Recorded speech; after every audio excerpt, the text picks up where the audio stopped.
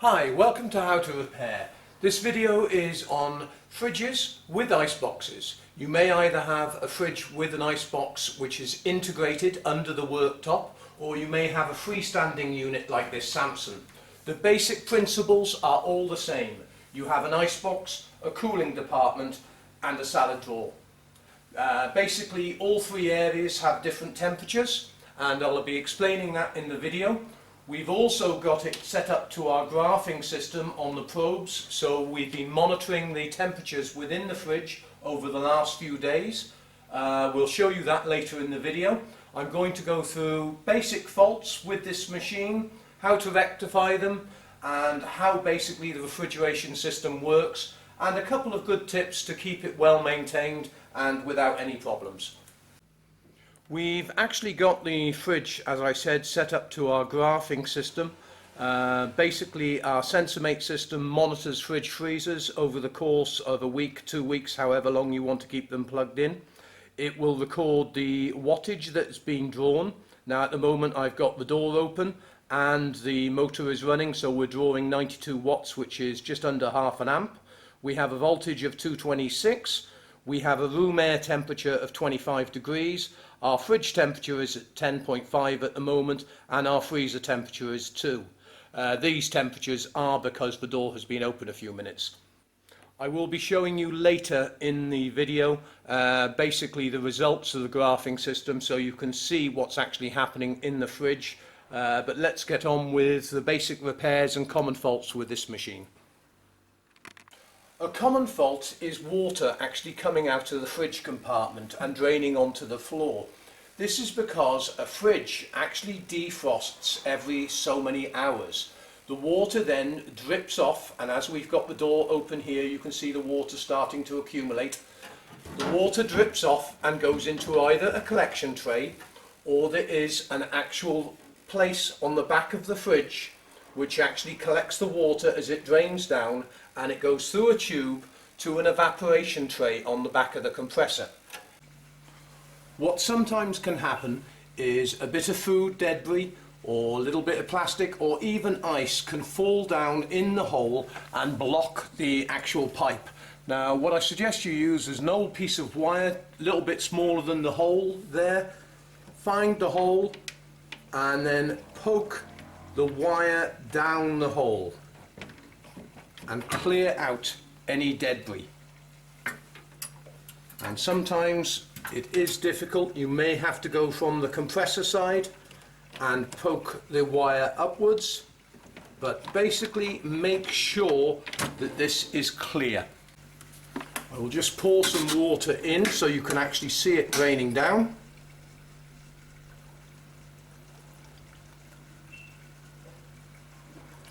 And that's completely clear, and the water is going down onto the compressor. Now this model of Samson has a tray where the water collects in. It then drains down a hole into the tube that goes to the compressor where the water evaporates as the motor is getting hot.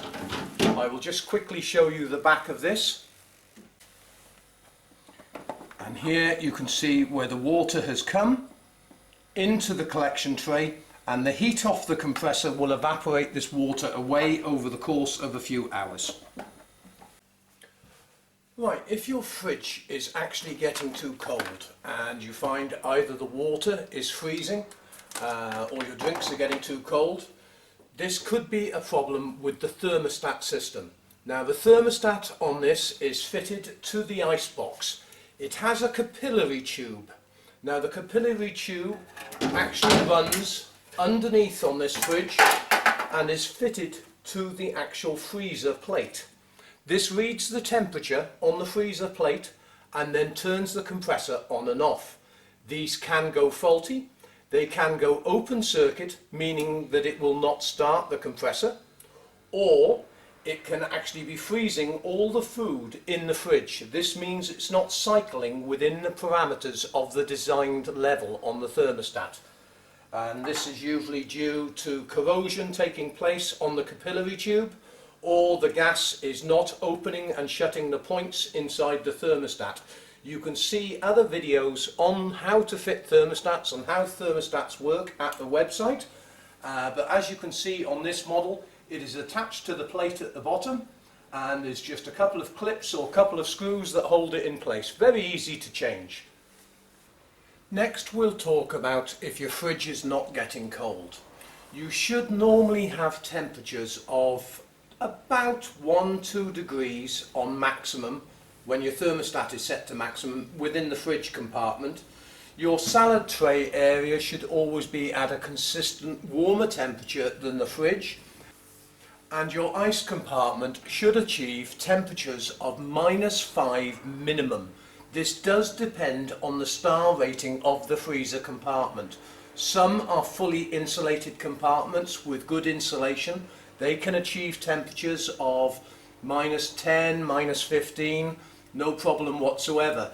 This is just an icebox compartment, and it's designed to keep things like ice cream, ice cubes and so on.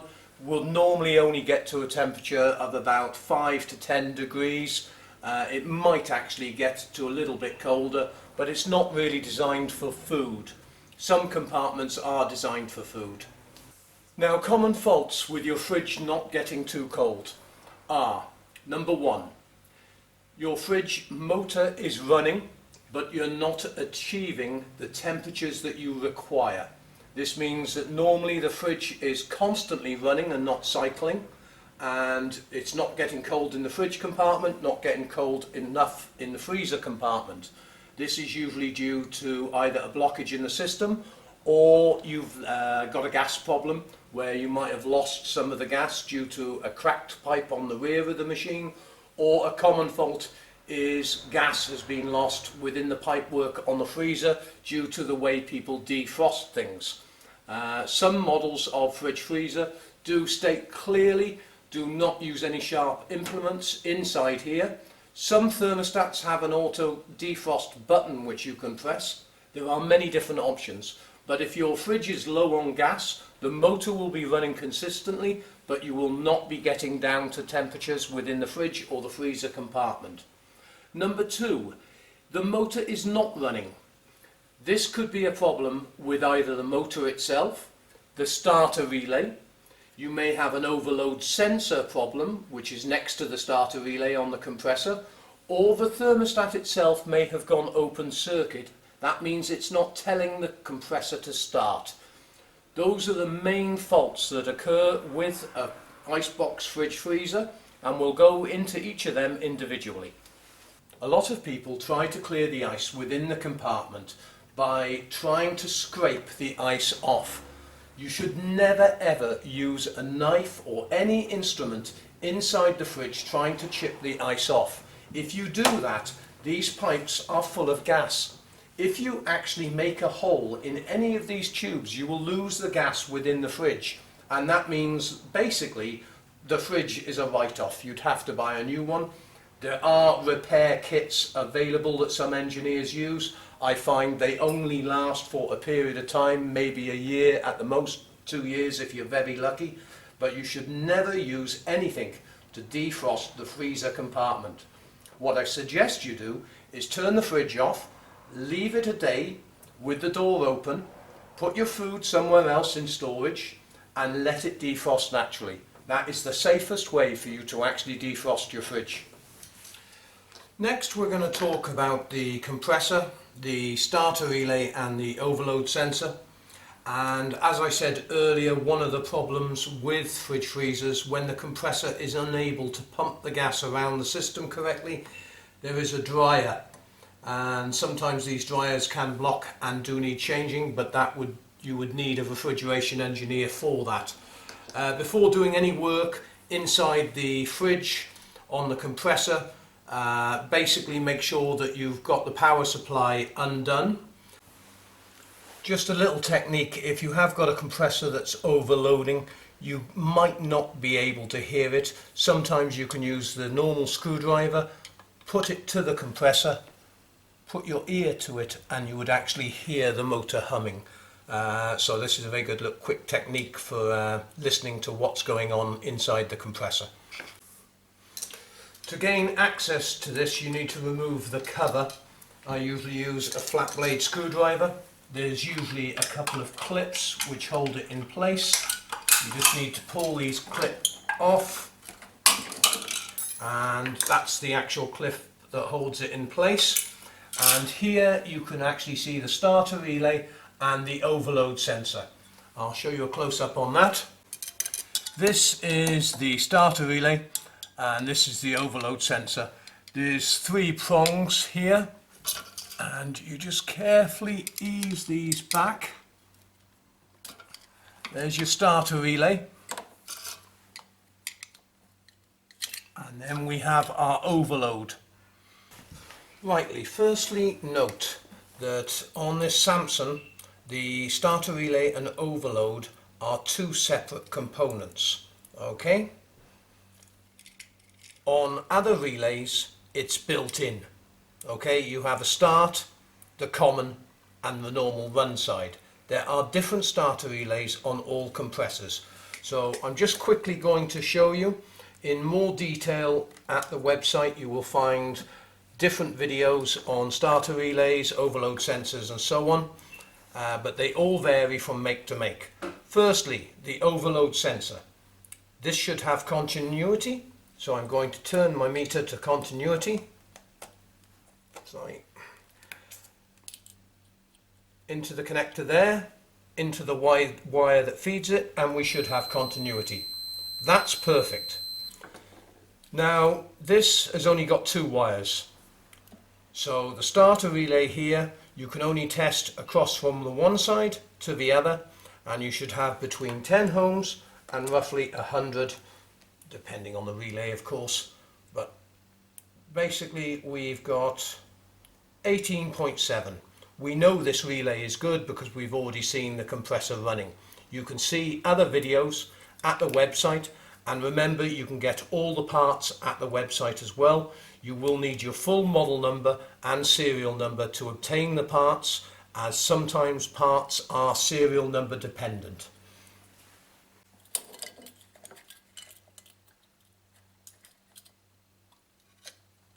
And as I said, on our other videos you will find detailed instructions on compressors, thermostats and everything else, and all these parts are available at the website. So that's all on. I'm just going to plug it in and make the fridge freezer run, and I'm going to try and cause a couple of overload situations where it's a common fault for this relay to overload. Also the compressor can go faulty and the overload will be clicking in, clicking out. Right, I'm just going to turn the compressor on and you will hear it start normally. That's the compressor starting and running normally. After a while you will hear a slight gurgling as the gas is going round the system. If there's a lot of gurgling, it means that you could have a wet system where oil in the compressor has got into the pipes on either side, and basically going around the circuit. This could cause a blockage in the dryer. Now I'm going to try and cause an overload here by turning it off and on immediately. This is not something I recommend at home. Now you can hear a humming.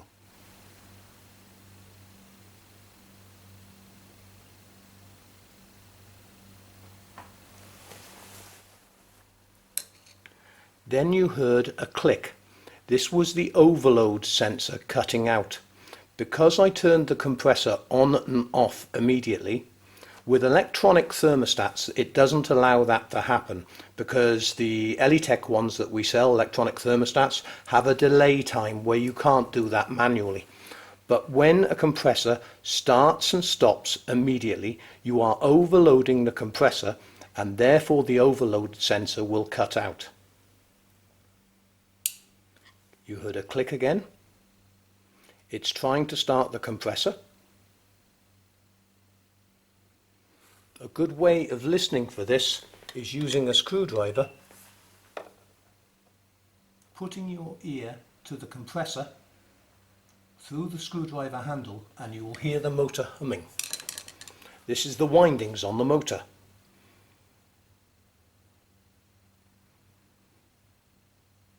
I'm just going to turn it off for a few minutes. Let the pressure within the compressor subside, and then when we start it again in a couple of minutes, the compressor will start normally after the overload sensor has clicked back to its normal position. Now the compressor has cooled down, we've left it a minute. I've already heard the overload sensor cut out. I'm going to turn the power back on and the compressor should start normally.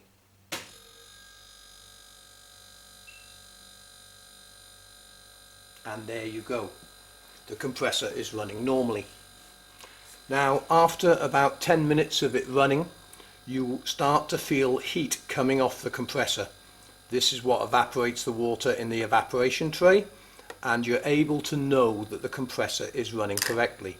A lot of fridges have a radiator on the back of the fridge which gets warm as the gas is being pumped around the system, absorbing the energy within inside the fridge and expelling the temperature to the outside, and this is part of the refrigeration process. So as I said, you can see all this in other videos, but basically that's the functionality of a fridge. As I said, we'd have a look at the graph system, but while we're looking at this, do remember you can support the website by either donating to the website by hitting on the Bipolar Beer page, and there are links above and below which will take you through to the website to the correct tutorial section for your different components on your fridge freezer. Now we're just having a look at the graph here. The graph monitors the cycle of the fridge freezer, and this has been from the 22nd to today. This is where I deliberately jammed up the compressor, which you saw in the video, and you can see the high spike. This is the starter relay well, not the starter relay, it's the windings overloading as the starter relay tries to start the compressor when I turned it on and off. But let's just concentrate on the cycle. Now the cycle is a period of time, so bear with me 1 second. We need a period of time where the fridge is running and the thermostat turns the compressor on and off. So on this fridge, in roughly 26 degrees of air temperature, our fridge is cycling for approximately 5 minutes, then turning off for approximately 10-12 minutes, and then turning back on again. The blue band you can see here is the motor, the power that's being drawn via the motor. And for example, this fridge, the Samsung fridge, is drawing roughly 80 watts. The spikes you can see at the top is when the compressor kicks in and the starter relay is energized on the starter windings to get the compressor going. And you can see the other two lines at the bottom here, which are the green and the yellow, are the temperature during these periods of time. Now, our fridge temperature normally maintains a constant level, but our fridge freezer temperature will increase.